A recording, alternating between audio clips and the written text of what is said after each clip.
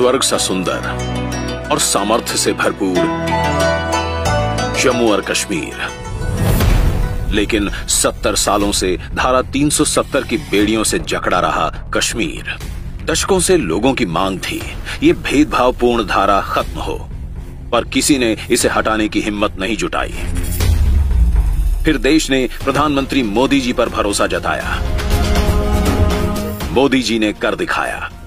फौलादी इरादों के साथ 370 को हटाने का साहसिक निर्णय लिया। धारा 370 हटने पर विरोध करने वालों ने कई आशंकाएं जताई थीं। कुछ नेताओं ने इसे जल्दबाजी में लिया गया फैसला कहकर काफी विरोध किया था। कुछ ने इसे जम्मू कश्मीर की शांति व्यवस्था को भंग करने वाला कदम बताया था। पर सच तो यह है कि 70 साल पहले जो केवल एक अस्थायी प्रावधान कहकर लागू किया गया था, उस 370 को जब हटाया गया, तब न एक गोली चली, न रक्त की एक बूंद बही। पर हां, पिछले 4 सालों में कश्मीर की तकदीर और तस्वीर दोनों बदली हैं।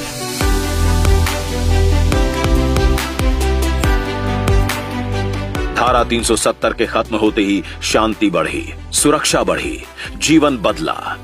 आतंकियों के हौसले पस्त हुए, अलगाववादी अलग थलग पड़ गए। 2019 से अब तक 182 आतंकी मारे जा चुके हैं।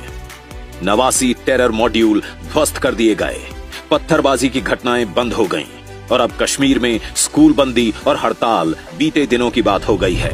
2018 के मुकाबले 2022 में लॉ एंड ऑर्डर मामलों में 97%, जबकि आतंकी घटनाओं में 45% की कमी आई।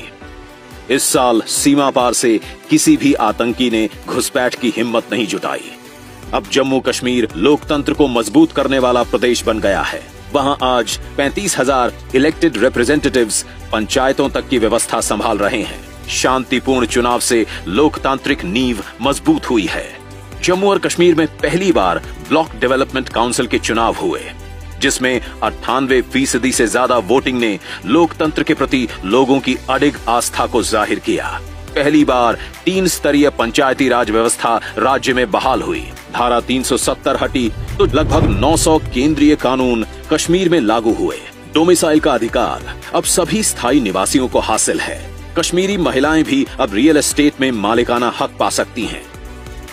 57,500 करोड़ रुपए के प्रधानमंत्री विकास पैकेज के तहत हो रहे विकास कार्यों में आई अभूतपूर्व तेजी।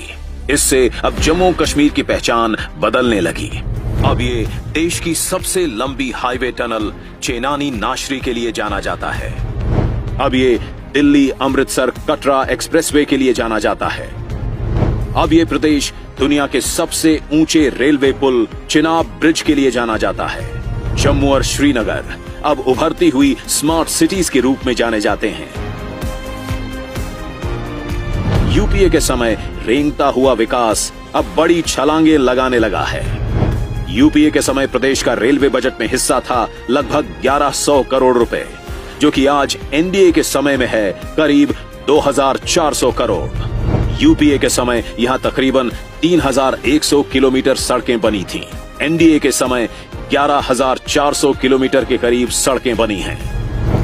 राज्य में पहली बार एम्स, आईआईटी और आईआईएम जैसे बड़े संस्थान आकार ले रहे हैं। श्रीनगर में G20 की हुई मीटिंग्स ने साबित कर दिया कि जम्मू और कश्मीर सफलतापूर्वक बड़े अंतर्राष्ट्रीय आयोजन कर सकता है। 34 साल बाद श्रीनगर में मुहर्रम का प्रोसेशन निकला। 32 साल बाद कश्मीरी पंडितों ने अपने घरों में नवरेह मनाया। श्रीनगर में प्रदेश का पहला मल्टीप्लेक्स खुला। जम्मू कश्मीर के गरीब परिवार की राहों से कांटे चुनने का काम किया है प्रधानमंत्री मोदी जी ने, जैसे कि माता बहनों को धुएं से मुक्ति दिलाना, महिलाओं को खुले में शौच की मजबूरी दूर करना, घर और जीवन को रोशन करना, अपने पक्के घर का स्वाभिमान दिलाना, आयुष्मान कार्ड से गरीब परिवार की बीमारी की चिंता मिटाना। 3.5 लाख युवाओं को स्किल ट्रेनिंग भी मिल चुकी है। एनडीए सरकार ने यहां की प्राचीन विरासतों को फिर से जीवंत करने का बीड़ा भी उठाया है। कुपवाड़ा जिले में माता शारदा मंदिर और जम्मू में श्री वेंकटेश्वर स्वामी मंदिर का भी उद्घाटन किया गया है। अब जम्मू कश्मीर के साथ साथ लद्दाख में भी जनसेवा का उत्सव मनाया जा रहा है। बॉर्डर इंफ्रास्ट्रक्चर को मजबूती मिल रही है। मोदी सरकार लद्दाख को सभी मौसम में संपर्क प्रदान करने के लिए शिंकुनला सुरंग का भी निर्माण कर रही है। निर्माणाधीन जोजिला सुरंग भी भारत की सबसे लंबी सड़क सुरंग और एशिया की सबसे लंबी बाई डायरेक्शनल सुरंग होगी। इस सुरंग के निर्माण से श्रीनगर, कारगिल और लेह के बीच हर मौसम में और तेज कनेक्टिविटी मिलेगी। एनडीए सरकार लद्दाख में देश का पहला ग्रीन हाइड्रोजन प्लांट बना रही है। लद्दाख देश का पहला स्थान होगा जहां जल्द ही फ्यूल सेल इलेक्ट्रिक व्हीकल चलेंगे। लद्दाख करीब 70% भारत नेट कनेक्टिविटी के साथ डिजिटल इंडिया की बेहतरीन मिसाल बन रहा है। लद्दाख की गरीब माता बहनों को 11,000 से अधिक उज्ज्वला गैस सिलेंडर पहुंचाए गए हैं। लद्दाख में 33,500 घरों को नल से जल पहुंचाया गया है।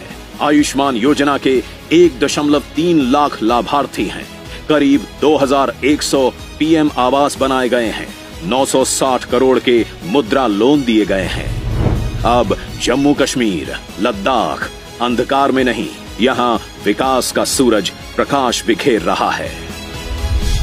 जय हिंद।